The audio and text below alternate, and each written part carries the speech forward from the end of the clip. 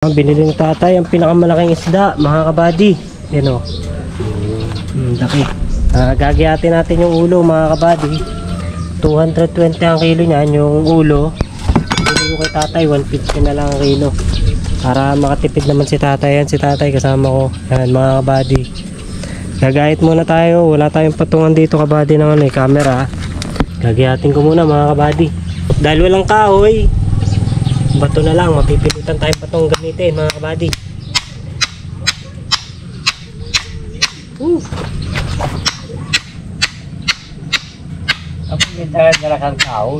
Meron nga po akong dalang kahoy tayo, naiwan.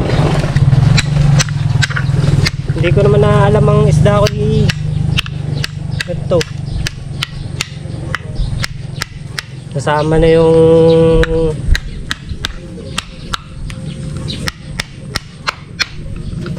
yan, mga kabady, gaano kahirap magtinda ng isda pag wala kang gamit. Yan. Oops. Yun. Naputol din, mga kabady, yung ulo. Yan, putol na yung ulo, mga kabady. Kiluin natin kung magkano. Babayaran ni tatay. 150. Naku, 196 pala rin. 190 na lang, tatay.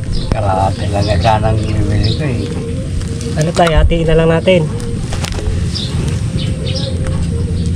Para makatipid si tatay, hatiin natin. Dahil ang binibili tatay, mga kabady, lagi sandaan lang. Dahil si tatay ay nag-iisa lang.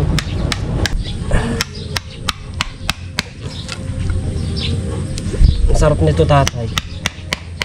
Galing isa yung nawan. Ha? Nawan. Oo. Sarap yan, tatay, oh. Laki. Wala tayong ulo. Wala tayong ay, hirap na wala tayong tubig. Ay, wala pala akong plastic. Tay, may lagayan kayo dyan, tay. Baka may ano kayo dyan, sa ganyang bahay, tay. Ayaw, malayo. Ah, malayo pa. Oh, wala tayong plastic.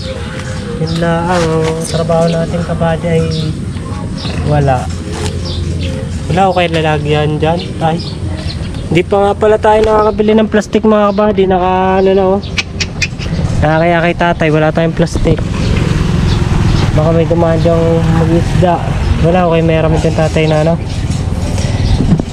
Sige, dito muna, mga kabady.